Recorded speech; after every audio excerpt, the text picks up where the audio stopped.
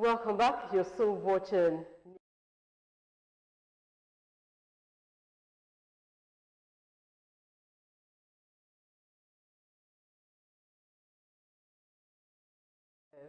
on terrestrial.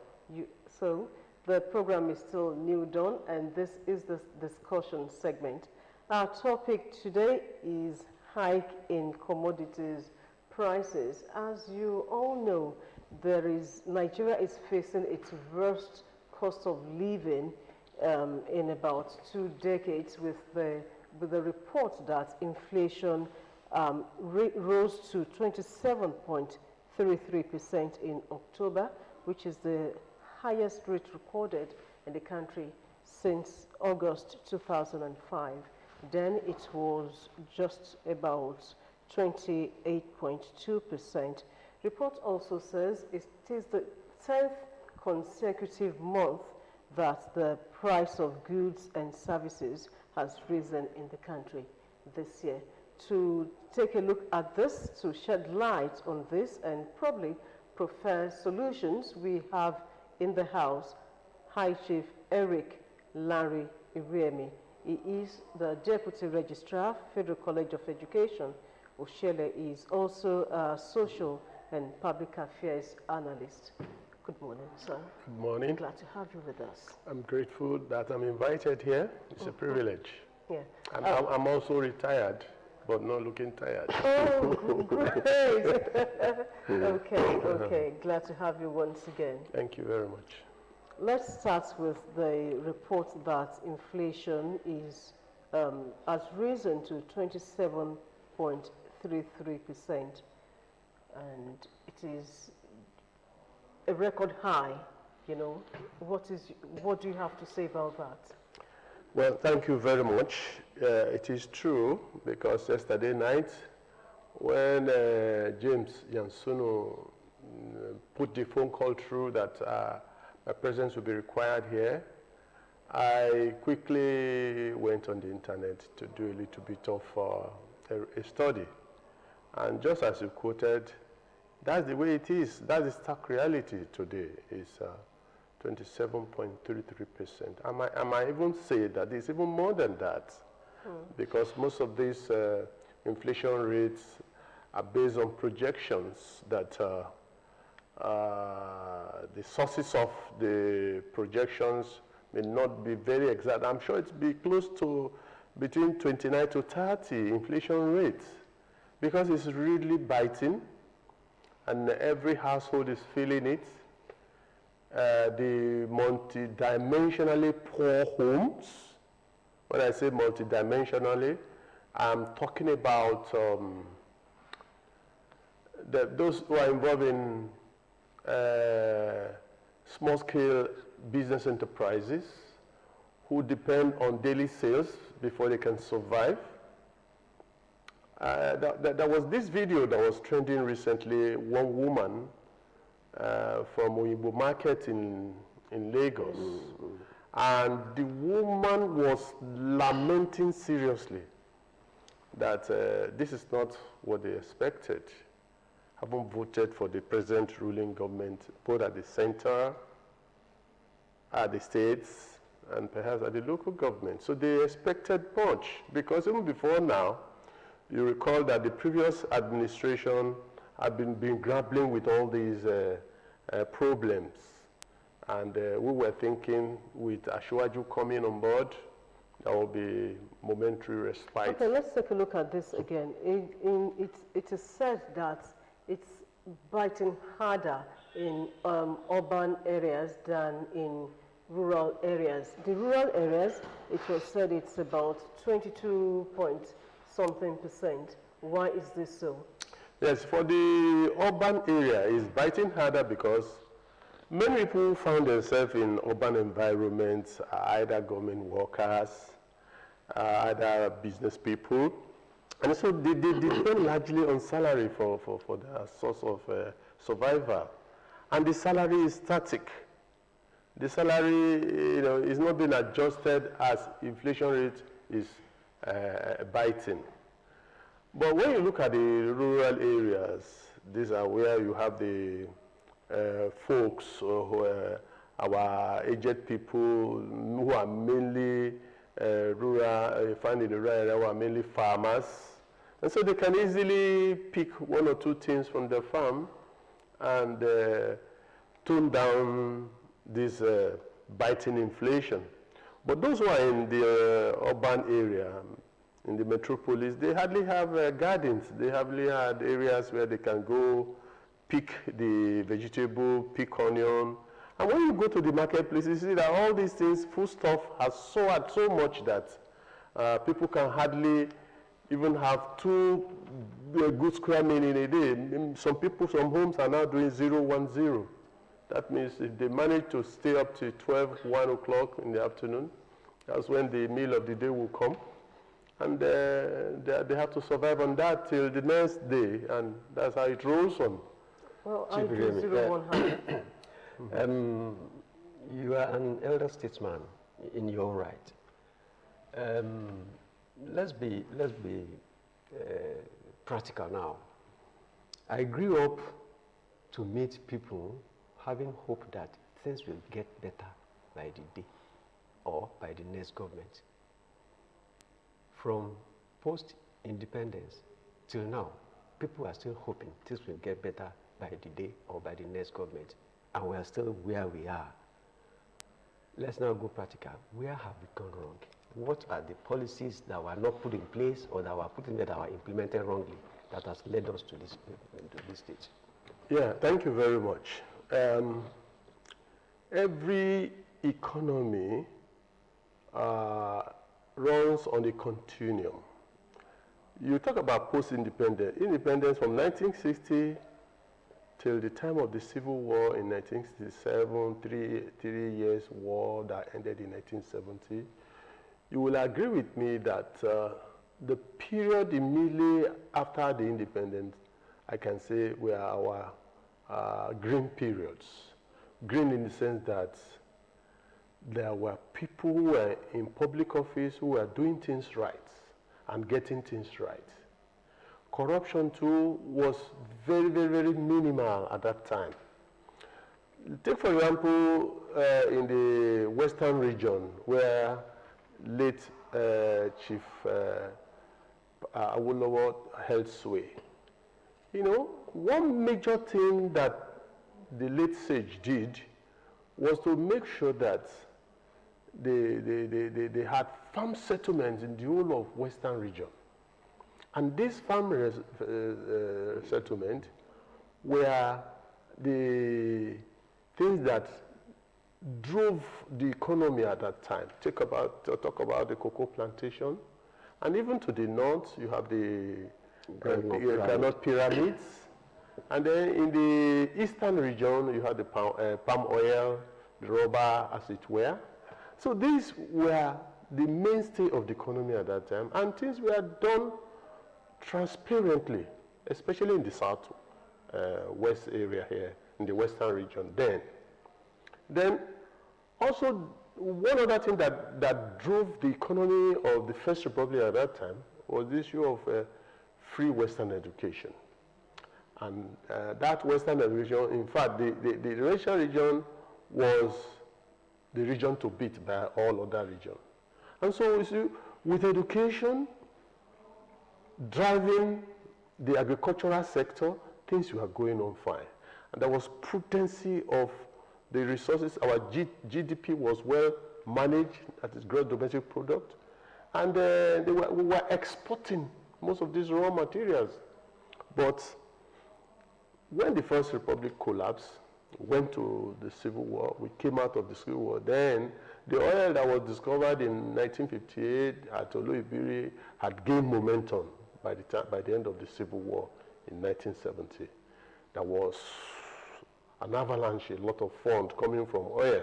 And this was what eventually brought a paradigm shift from being agrarian-based environment that was producing raw material to now producing crude oil. I want to say from that period on, immediately after the Civil War, when there was a lot of money coming from crude oil, and there was a gradual neglect to the agricultural sector. And a society that cannot feed itself is really a poor society. And so most of those things that we are depending on, produced by our local farmers, were now being even imported. I remember in those days, people no longer eat the local rice. They were eating Uncle Ben's rice. You know that rice that used to send so much. They started eating all those kind of rice, and then the prevalence for foreign goods became very high, and this was where we started getting it wrong. Okay, but I think the subsequent administrations maybe started from General Obasanjo when he was the head of state. I think he wanted he wanted a reorientation back to land. The Green That was Revolution. the Operation Feed the Nation. Feed the Nation, yes. Operation Feed the Nation. Subsequent administration too came and want to lash in on the people to go back to land, to agree. But we didn't get it so right. Why was that? Is it policies were default? Yeah, we didn't get it so right because, remember, that was the period when Muritala came in, and he felt that something was systematically wrong with the way the country was being run. There was massive corruption, and decided to purge the Nigerian society of this corrupt system that started rearing its head. And I think his reign did not last, lasted for about 6 months, and he was overthrown by Dimka. And after then, you can see a kind of military foraging into governance. And at another occasion, by 1979, it was the Second Republic where we have Shagari coming in, off and on like that, military democracy, and this really affected Nigerian system of governance. And once governance was not considered the way it should be, definitely it will begin to affect the subsystem, within the country. I think largely the coming of the military, and that also coincided with the period of the oil boom. General Gowon came on board initially, and then he was ousted by Muritala. And then when eventually Obasanjo came on board, he brought some policies. He remembered what the likes of Abu were doing in those days with farm settlement, and he tried to recapture the essence of that time. But then the instability brought by frequent coups and returning to democratic rules really affected the way these policies should have been implemented and achieved. This occasional break from military to democratic governance and back again really affected us a lot. And you cannot remove economy from politics. They go pari passu. Some economists and of course public affairs analysts lay blame of the current situation on inconsistency in policies, particularly as regards agriculture and possibly national economy. Since then, we've had different kind of policies that were supposed to promote agriculture. Let me say, the recent past administration of Muhammadu Buhari tried to do something very spectacular on rice production, and we had some states lashing in on the initiative of the federal government. Even in Ogun State, we used to have metro rice, yes. And Lagos State too had a collaboration with the Kebbi State and produced rice and Nigerians were okay, saying maybe this time around we'll have local rice, at least that way. If not compete favorably with imported rice, at least we'll have something that. But today, I don't think we have those rice again. Yeah, thank you. The reason why we don't have those rice again is not too far-fetched. In a country where there is insecurity, widespread insecurity, especially in the north, which is our agricultural belt for rice production, where farmers are free to go to the farm. This has adversely impacted on the production of rice. Really, I served in the then Gongola state in those days, now Taraba and Adamawa. In those days, you could see these farmers going very early to their farm, unhindered, undisturbed. But what do we have now? A situation where these, what do you call the herdsmen? The herdsmen vandalize, bring their cow to disrupt their farm. The herdsmen and other criminal elements asking farmers to pay some money before they can access their farm. So you know, all this kind of attitude definitely will really impact negatively on the production of rice and other produce, you know, in the north. And don't forget that from Borno State to the south, to the western part, down to Benue State, are really the food basket of this nation. And if you look at all the killings that have been happening, the banditry, it's affecting all those areas more adversely than in the south here. And that's why you see that the issue of cultivating rights has been affected and other kind of produce. Look at onions now, which is mainly also brought from that end, tomato. And even beans. And beans. You can see how the price has skyrocketed. It is already out of the reach of the average person, you know, in Nigeria. And so that has impacted negatively in Nigeria, and that is why the price of foodstuff is escalating by the day. And in fact, we are already in a food crisis situation in this nation, as it were.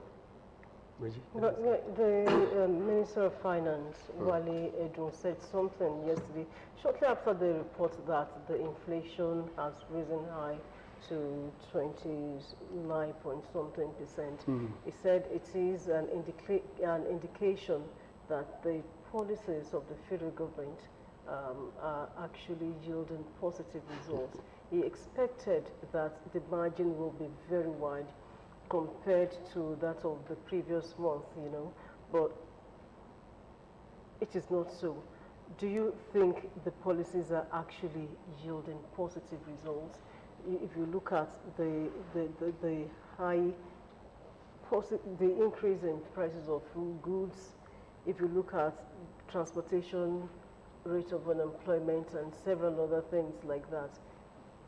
Well, I don't think the policy put in place as at now to enhance food security, I don't think they are yielding something positive for now.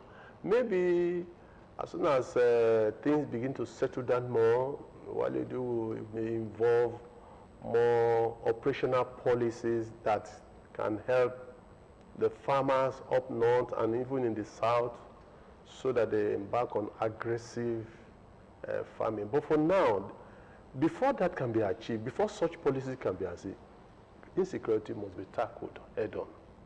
A situation where somebody wakes up in the morning is afraid to go to his farm. The first day, a week, a month, what do you think will happen to the growth of the farm inputs on the ground? It will become stunted. And these are some of the things that are mitigating against whatever policy they are trying to bring on board. So how do you implement agricultural policies when the environment is not conducive? When farmers cannot access their farm without being killed or harassed or asked to even pay some money before they can go there? So that's the reason why for now, any policy that is to be put in place must first and foremost address this problem of insecurity in the nation. Without that being addressed, and I think we're joking. Maybe we should take a look at a particular item now, that is rice. Okay. From 50%, from 50,000 naira, I heard it has come down to 47. Yeah, it's 47. 47. As at so yesterday. Maybe that is one of the factors he put into consideration. Is that enough to Now, actually say. which rice are we talking about here? Is it the imported rice or the local rice? I think the imported rice is a bit cheaper than the local rice. My brother bought a bag of rice yesterday, and he told me where he went to buy. It was 57,500. That's the local one. No, for the imported one, sometimes the local one is even more expensive than the imported one. You know, What's that? the reason is not far-fetched. Cost of production, factors of production of this foreign one are much more cheaper. A place where there is stability of energy, light, where and then a place where there are infrastructure to plant and to harvest. But here we still depend on the traditional method of using our hands, hook, cutlass to do most of the work. So then, if Wale Edo has to be proactive and forward-looking, this is the time to begin to encourage our local farmer with technology. There are a lot of simple implements the Chinese people had implemented that can plant cassava, harvest cassava, peel it, squeeze out the dangerous fluid in it, fry it, and bring it out at the other end of the conveyor belt as a finished product, even bagging it. So, you know, before 1960, when we had our independence, our local farmer would go to the farm with hoe and cutlass. They will do chuke around. They will plant, they will go, they will come. The same thing up till today. There is no attempt to deliberately technologize our farming. And we're in a digital world. Chief Remy, you've talked extensively on insecurity as a major factor, yes, for agricultural development in Nigeria. And definitely subsistence farming cannot take us to what we want.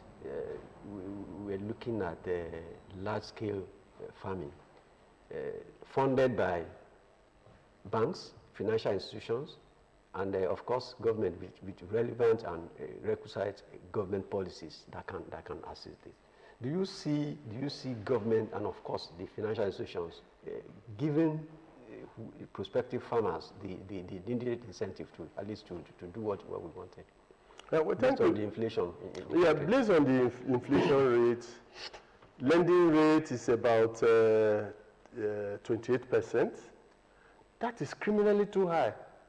How can you go to the bank and say you want to go into farming, and you are being given the loan to do it, and you are asked to pay such a criminally high interest rate in an environment where social infrastructure is not encouraging? When I mean social infrastructure, I'm talking about energy, I'm talking about transportation, I'm talking about other agri-inputs that goes with farming. All these things are not easily, and then, of course, the government policies are at best not too friendly. Then coupled with the high interest rate from banks, which in my own opinion, I feel they are criminally too high. In an environment where light is not stable, interest rate is so, lending rate is so high, interest rate is so high, it will become difficult if you want to get all this logistics input that will bring about good yield in an environment that is not that very good. So unless interest rate is brought low as maybe under 1 digit, then it will be easy for people when they assess their produce, it will be easy to pay back the loan. But a situation where the double digit and the upper level, it's a wish thinking, in my own opinion, that you expect something dramatically to change, to shift from a subsistence, like you mentioned just now, to a more robust agricultural system. The crisis in the economy, especially the inflation rate, got skyrocketed to this unimaginable level, especially post-subsidy removal on petrol.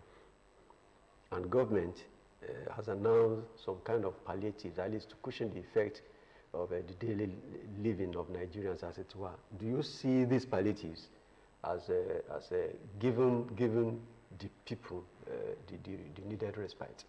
Because most of them are not a quick fix thing. They are not policies that can be started today and by tomorrow or in the next couple of months you start to see the... Yeah, I think we're within the province of finding solutions to the high cost of living now.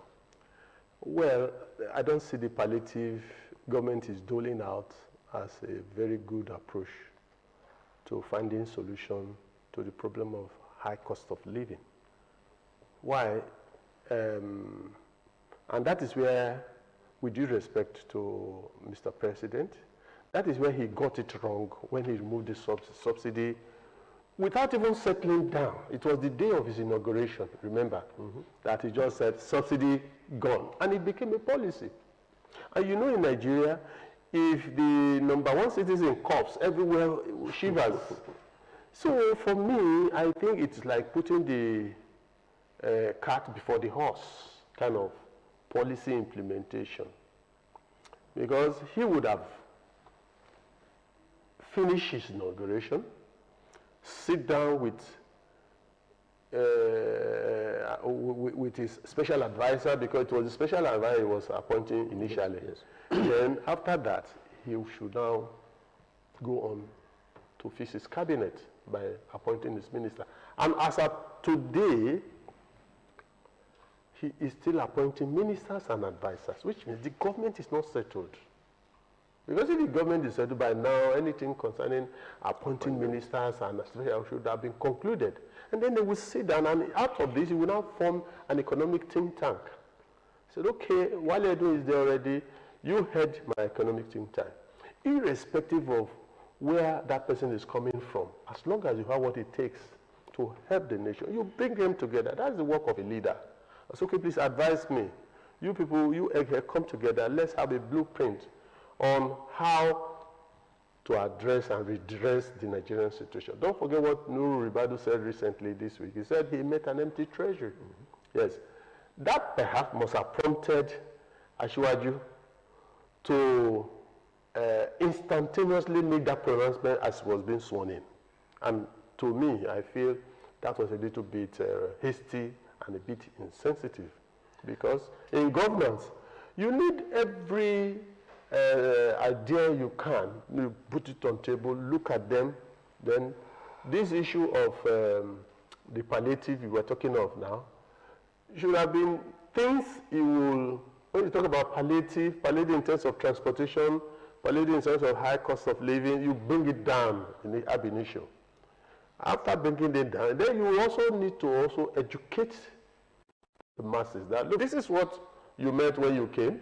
Okay, what did you mean? What was the exact figure of money that was left in the Federation account? It was not declared, not until Nuru Ribadu, the National Security Advisor, started saying something about it recently. Even up till now, there's no transparency in terms of how the Nigerian economy is being funded. All we know is that they borrow to fund the budget.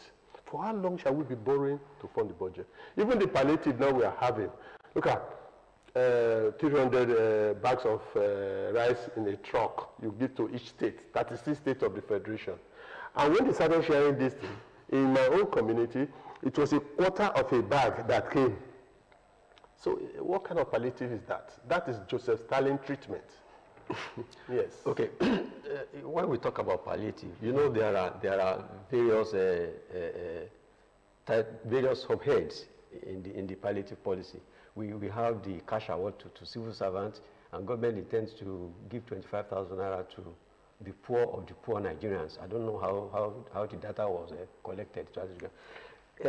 What I'm particular about is the intention to create community board,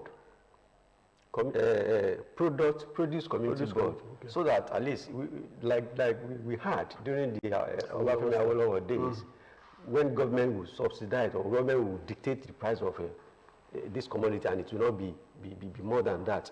And during the process of the SAP period, the Structural Adjustment Program, at least the then military government introduce something similar. We go to the bulk purchase in Ogun State here, at least to buy essential commodities as it were then. Yeah. So people are now expecting, okay, if you now have commodity board that will dictate this amount of this product should not be more than this, maybe it will bring a relief to government. But up till tomorrow, we didn't have anything on it. But government said it intends to.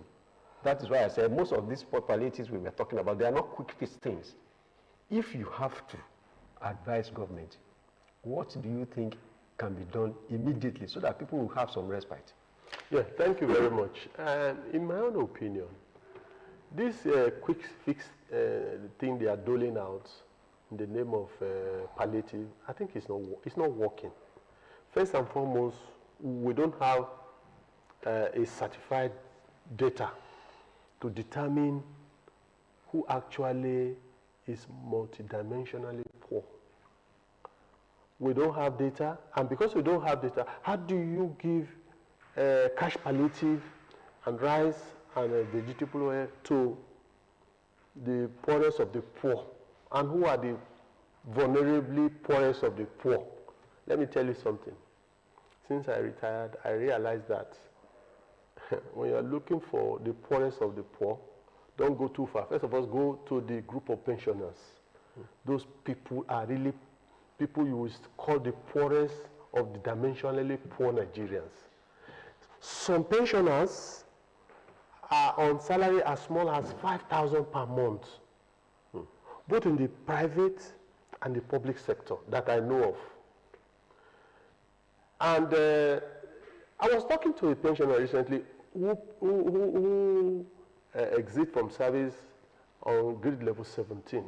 And he is placed on the salary of 75,000 per month, a pension per month. Now tell me, how can he survive on 75,000 naira per month on this kind of pittance when the cost of living has escalated all round and he still had children in school?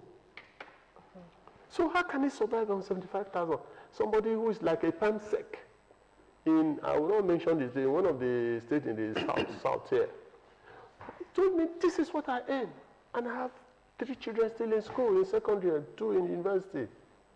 So how can that work? It cannot work. So, but I feel that even this cash transfer they thought they will be given to both serving officers in the civil service and those who have retired, nothing has even gone to those ones yet.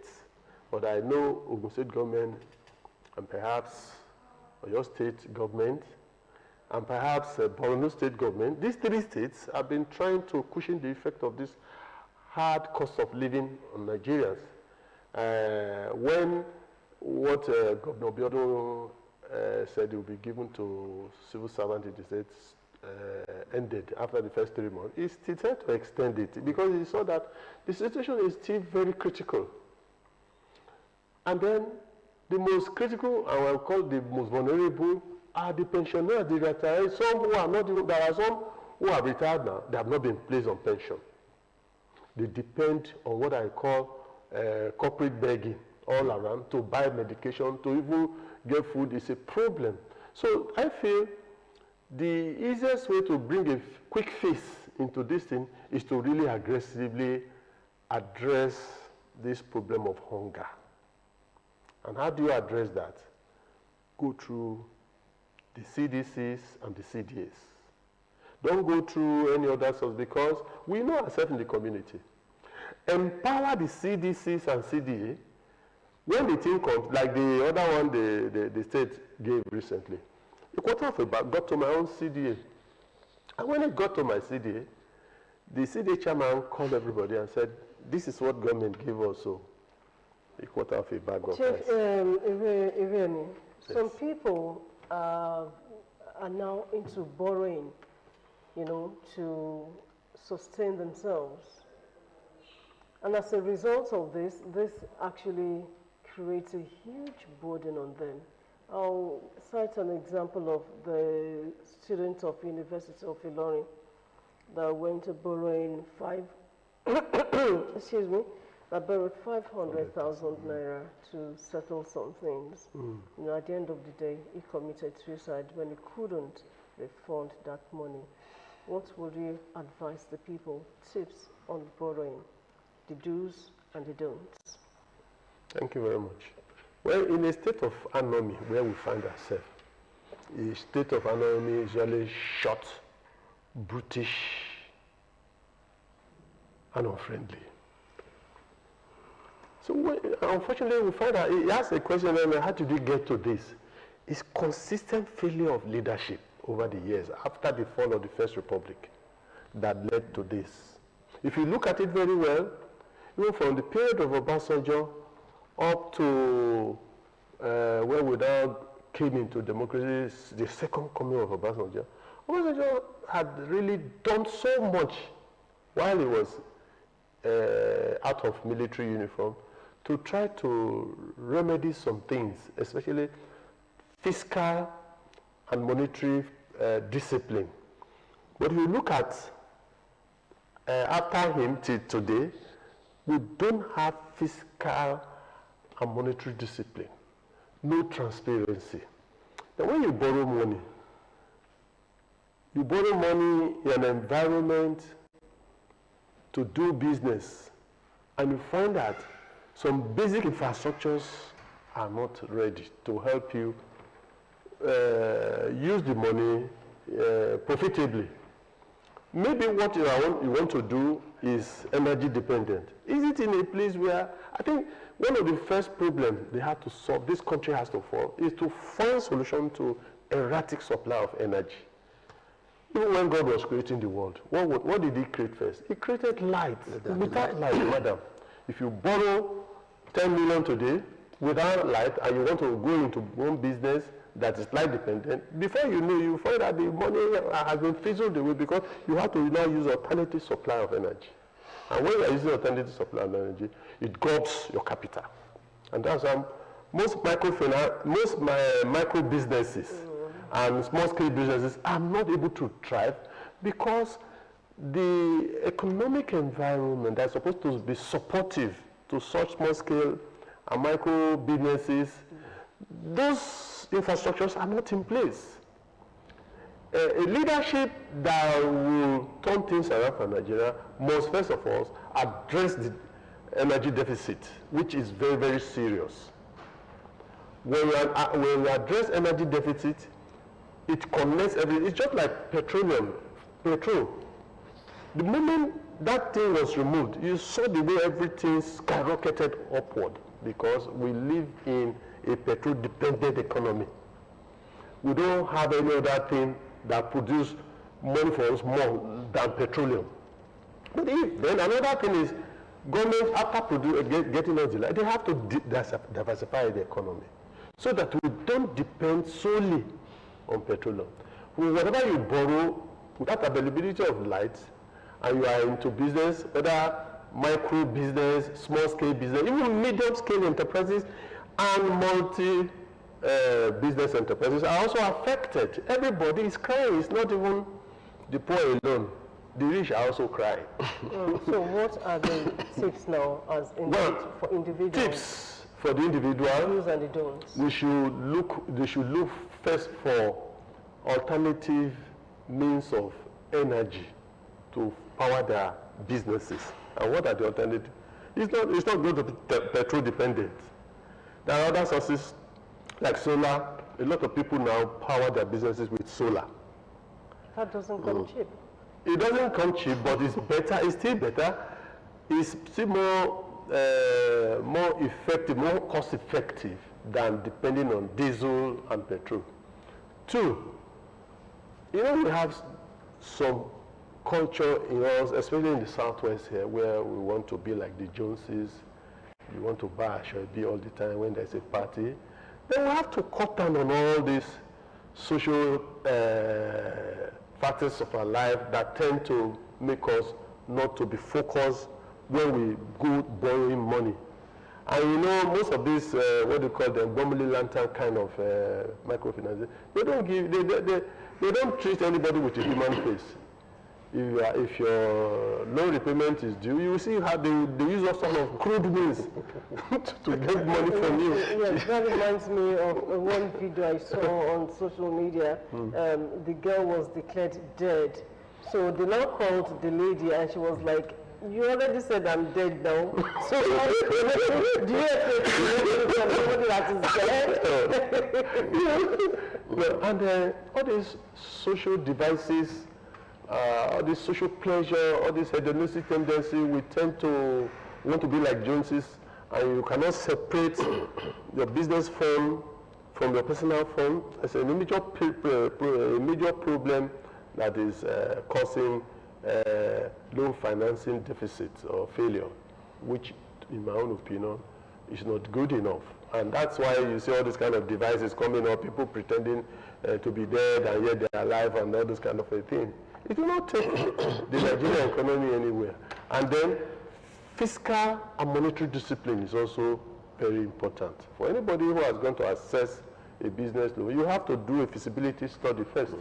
You find out if this business you want to go into, if at the end of the day, if you run it well, if it will yield the dividend you want. Without a feasibility study, you cannot just go into any business. But most people, okay, this one is selling fish, that one is selling fish. Everybody wants to sell fish on the street. And without knowing that it is necessary to do feet dipping in the water first before you take a plunge. Chief IRHIEMI, you talked about fiscal and monetary policy. We know in every economy, the two key players that regulate how things work, how the economy should run, is the government through the Ministry of Finance, and of course the CBN, the Apex Bank, which regulate the monetary policy as it were. We know that the past administration, the past leadership of the Central Bank of Nigeria did not really tackle the problem of inflation very well. All the policies, all the methods they want to adopt added up to the burden of Nigerians, increase in tax, this kind of policies.